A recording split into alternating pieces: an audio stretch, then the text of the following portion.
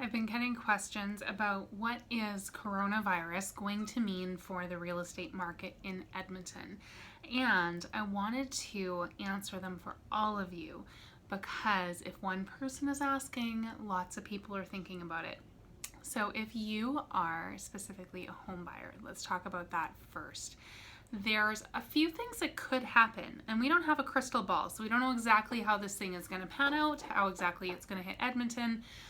But here's some of our thoughts, is as we're going into and out of homes, we're going to make sure that hygiene is top priority. So we're like washing hands lots, we're disinfecting, hand sanitizer, that kind of a thing. And just not touching too many things when we're inside a house, just in case.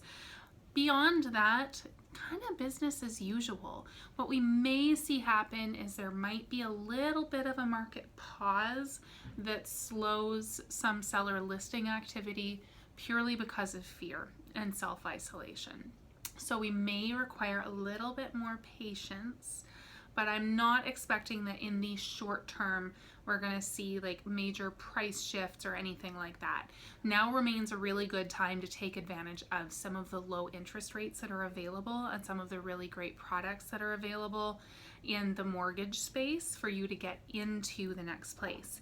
Now on the seller side, again, patience is going to be a bit of a key here because often we'll talk about property getting market stale, and when we're dealing with something like this, that there will be buyers out and looking, and we are still continuing to see activity, but a little bit dampened levels, kind of similar to when we're seeing property listed, in a really cold snap and people kind of hide out for a bit.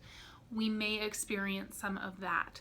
So a little bit extra patience, really leaning into the data and looking at the numbers is going to be important. However, at this point, given the information we have to date, we are encouraging business as usual. If you're looking at making a change in your life, I am not recommending that you hold off on making that change to your life because of the fear that is out there right now. Do we need to be prudent? Absolutely. Do we need to track carefully how this progresses? Absolutely. Is it going to cause more disruption in our economy and just in, the fear mongering and the anxiety that's showing up in people? Probably. And we move on and we continue building the lives that we want and moving into those spaces that we want to move into and creating those homes and environments that really feed us so we can show up in the world. So we are recommending, like I said, business as usual. We are more than happy, Mark and I, to sit down with you and to talk about how is this impacting your market? What are we seeing week to week? What questions do you have?